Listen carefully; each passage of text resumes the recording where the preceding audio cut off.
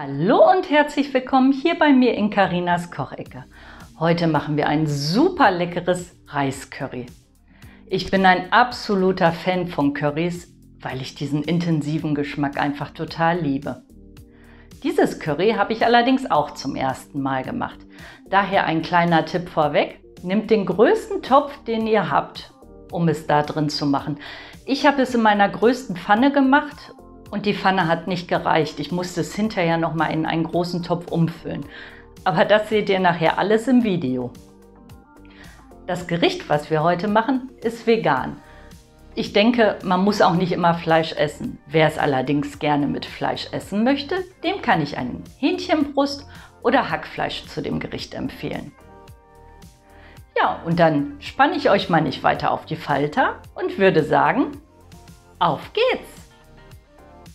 Für unser Reiscurry benötigen wir folgende Zutaten: 350 Gramm Reis, ein Beutel TK-Blumenkohl, ihr könnt auch frischen nehmen, eine Dose Kichererbsen, eine Dose Kokosmilch, ein Paket passierte Tomaten, eine halbe Gemüsezwiebel und 2 Knoblauchzehen.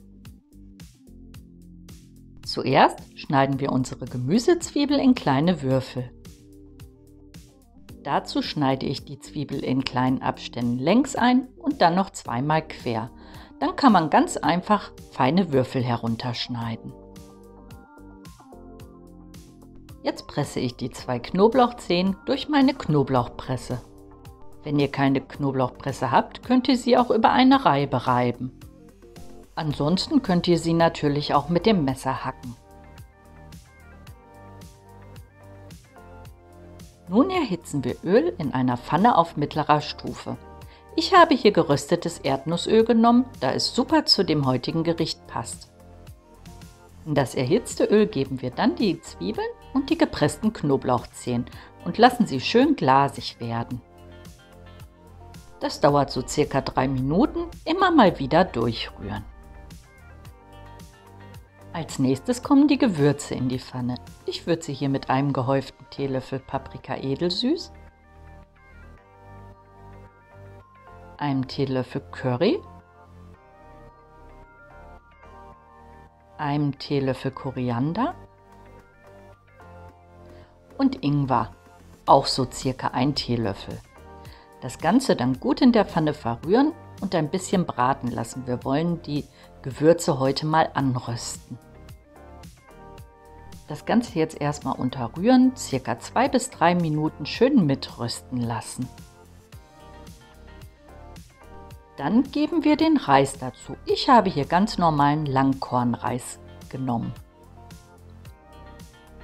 Den verrühren wir jetzt gut mit den Gewürzen, damit er den Geschmack richtig schön annimmt, und lassen es auch noch mal so circa 2 Minuten schön rösten. Ablöschen tun wir in diesem Fall mit Gemüsebrühe. Ich habe hier auf 1 Liter Gemüsebrühe 2 gehäufte Esslöffel Instantpulver gegeben. Die Hälfte der Gemüsebrühe gebe ich jetzt erst einmal dazu. Alles erstmal jetzt schön miteinander verrühren und dann machen wir den Deckel drauf und lassen es erstmal für ca. 10 Minuten bei niedriger Hitze köcheln. Wie ihr seht, hat der Reis jetzt die gesamte Flüssigkeit aufgesaugt. Deshalb gieße ich jetzt den restlichen halben Liter Gemüsebrühe dazu. Nochmal alles schön miteinander verrühren. Und dann fügen wir unseren Blumenkohl dazu. Ich habe hier einen TK-Beutel genommen, da ich gerne tiefgefrorenen Blumenkohl kaufe. Er enthält noch sehr viele Vitamine und man spart sich die ganze Schnippelarbeit. Nun kommt das Paket passierte Tomaten dazu. Ich mache dann immer noch einen Schluck Wasser in das passierte Tomatenpaket, um auch die Reste rauszubekommen. Jetzt kommt die Dose Kokosmilch noch dazu. Wie ihr seht, ist die Pfanne jetzt heillos überfüllt. Großartig rühren kann man da nicht mehr. Deshalb habe ich mich entschieden, alles in einen Topf abzufüllen. Und in dem großen Topf kann man jetzt auch endlich wunderbar wieder alles schön miteinander verrühren.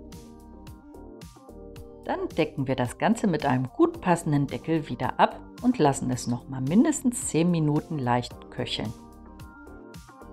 In den 10 Minuten solltet ihr immer mal wieder durchrühren, damit sich der Reis unten am Topfboden nicht zu sehr absetzen kann. Und jetzt kommen die Kichererbsen dazu. Die habe ich vorher gut abgespült und gewaschen. Die Kichererbsen rühren wir schön unter das Reiscurry, so dass sie überall mit Flüssigkeit benetzt sind. Jetzt wird es Zeit, das Reiscurry erst einmal abzuschmecken, und da bei mir noch ein bisschen fehlt, habe ich mich entschieden, noch etwas Salz dran zu geben. Ich gebe hier 2 Teelöffel Salz und noch ein bisschen Pfeffer dazu. Jetzt rühre ich die Gewürze noch mal schön vorsichtig ein und dann schmecke ich es noch mal ab. Das solltet ihr wirklich auch immer wieder zwischendurch tun, und zwar so lange, bis euch euer eigenes Gericht auch wirklich gut schmeckt. Also meins schmeckt mir jetzt richtig gut, also richte ich es auf einem Teller an.